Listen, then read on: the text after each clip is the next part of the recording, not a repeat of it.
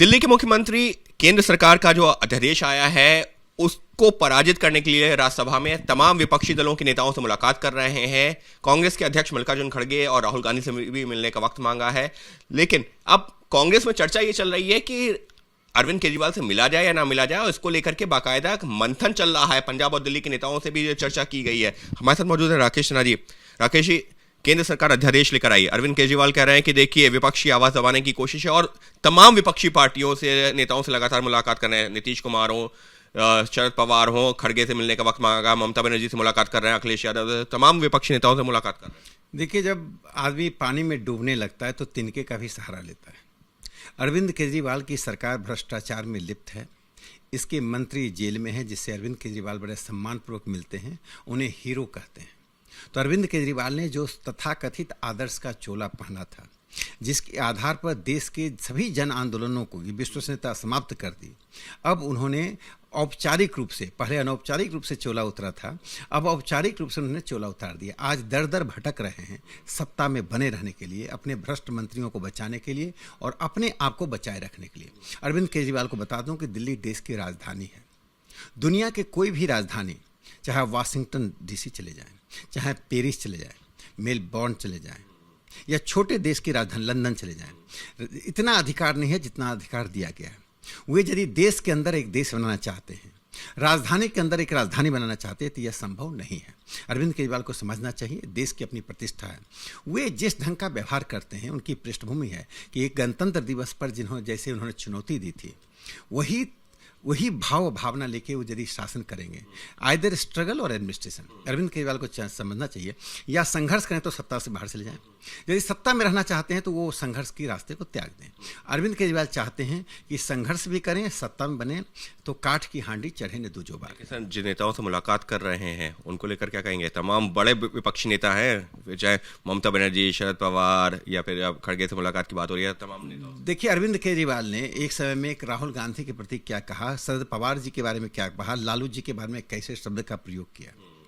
आज ये या तो माफी मांगे, और आज ये दल उनसे मिलने के लिए तैयार नहीं है।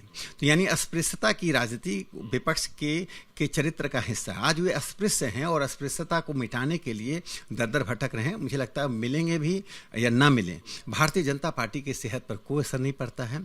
विपक्ष पूरी तरह से दिवालियापन के रास्ते से गुजर रहा है। दृष्टि नहीं है, नियत साफ नहीं है, और जमीन पर संगठन नहीं है। सबके बीच में अरविंद केजरीवाल ने तो ये भी कह दिया है कि 2024 का सेमीफाइनल होगा कि राज्यसभा में ये अध्यादेश गिराया जा सकता है या नहीं। एक तरह से सेमीफाइनल उन्होंने बता दिया इसको। देखिए, अरविंद केजरीवाल आज कुछ बोलते हैं, कल कुछ बोलते हैं। अरविंद केजरीवाल सिर्फ ये बता दें कि विपक्ष के दर दर भटक रहे हैं। जिस विपक्षी एकता से बाहर रहते थे, आज वहीं पहुंच रहे हैं।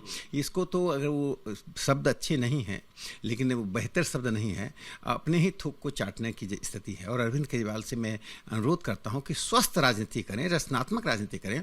देश में राजधानी का क्या महत्व होता है, और भारत जब दुनिया में समृद्धि के रास्ते पर जाकर उभर रहा है, दुनिया के विदेश के राजनयिक भारत आते हैं, तो राजधानी में कम से कम ऐसी राजनीति ना करें जिससे देश की प्रतिष्ठा पर आंच लगे। सर, बस एक विपक्ष से जुड़ा हुआ एक सवाल और है कि जून में जो दूसरे हफ्ते में चर्चा, ये जानकारी आ रही है कि बिहार में तमाम विपक्षी पार्टियों के नेता जो है मुलाकात करेंगे। नीतीश कुमार जी उसका पूरा कोऑर्डिनेट कर रहे हैं। देखिए, शराब वही है, बोतल नए नए। कभी वही शराब नीतीश कुमार की पटना में परोसी जाती है, कभी वो जो कहते हैं ना, वाइन वही रहता है, बॉटल चेंज हो जाता है। तो ये कर्नाटक में मिलने, पटना में मिलने, मुंबई में मिलने, देखिए लोकतंत्र में सभी लोगों को अपनी बात कहने का और सत्ता पक्ष को चुनौती देने का एक संवैधानिक नैतिक अधिकार है। लेकिन सिर्फ अनुरोध ये है कि संवैधानिक नैतिक अधिकार का प्रयोग करते करते, जो प्रधानमंत्री माननीय नरेंद्र मोदी जी ने कहा कि मेरा विरोध करते करते आप देश, संविधान और व्यवस्था का विरोध करना ना कर दें, आज वही विपक्षी पार्टी कर रही है। एक साफ तौर पर ये वो विपक्षी पार्टियां हैं जो एक वक्त पर एक दूसरे का विरोध भी करती रही हैं, लेकिन फिलहाल जो है कोशिश जरूर की जा रही है, लेकिन वो कितनी सफल होगी अपने आप में एक बड़ा सवाल है। लेकिन निश्चित तौर पर विपक्ष जो है कोशिश ये कर रहा है कि कैसे भी हो 2024 में प्रधानमंत्री नरेंद्र मोदी को चुनौती दी जा सके। लेकिन राकेश सिन्हा जी का साफ तौर पर यह कहना है कि प्रधानमंत्री खुद भी कह चुके हैं कि अगर आपको करना है तो आप जो है विरोध कीजिए, पार्टी का विरोध कीजिए, नरेंद्र मोदी का विरोध कीजिए प्रधानमंत्री के तौर पर, लेकिन देश का विरोध ना हो, इस बात का भी ख्याल रखना होगा विपक्षी पार्टियों को। सहयोगी कैमरा पर्सन निखिल कुमार के साथ अंकित गुप्ता, एबीपी न्यूज, दिल्ली।